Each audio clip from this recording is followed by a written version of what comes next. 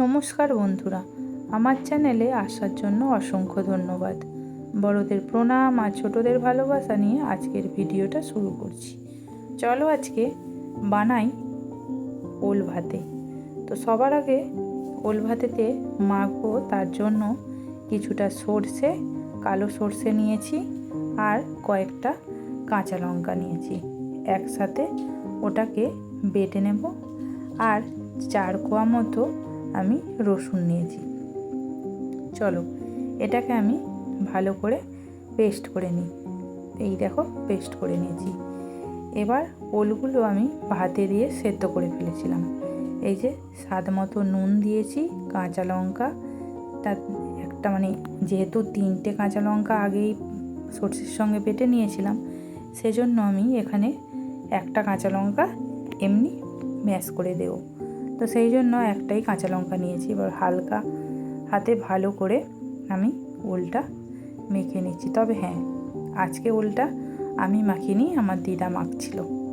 তো কাঁচা সর্ষের তেল দিয়ে দিয়েছি, ইমামির যে তেল সেটা দিয়েছি।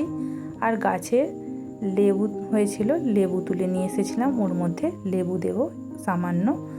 তো 1 চামচ মতো সর্ষে বাটা দিয়েছি।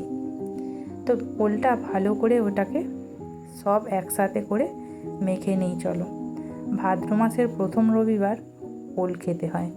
তো ওল খেয়েছিলাম, সে কারণে ভিডিওটা রেডি করা ছিল, ভিডিওটা শেয়ার করা হয়নি। আজকে ভাবলাম তোমাদের সাথে শেয়ার করে দিই। তো চলো, এই যে মাখা হয়ে গেছে ওলটা। এবার ডেকোরেশনের জন্য একটা প্লেটে ওল ভাতেটা গোল করে নিয়ে একটা পুকুর কাটিয়ে ফেলেছি। পুকুর কাটিয়ে তার মধ্যে সর্ষের তেল দিয়ে দিলাম, সাইডেও একটু তেল ছড়িয়ে দিলাম, আর কাঁচা লঙ্কা আর লেবুর 2টো টুকরো সাইডে রেখে দিলাম। তো চলো, ওল ভাতে রেডি হয়ে গেছে। এবার গরম গরম ভাতের সঙ্গে আমি সার্ভ করে দেবো। চলো, ভিডিওটা যদি ভালো লেগে থাকে অবশ্যই একটা লাইক কমেন্ট করো। আর আমার চ্যানেলে যদি নতুন হয়ে থাকো অবশ্যই চ্যানেলটাকে সাবস্ক্রাইব করে পাশে দিও। চলো, আবার দেখা হচ্ছে অন্য একটা রেসিপি নিয়ে, অন্য একটা ভিডিওয়। ততক্ষণ ভালো থেকো, সুস্থ থেকো, টাটা।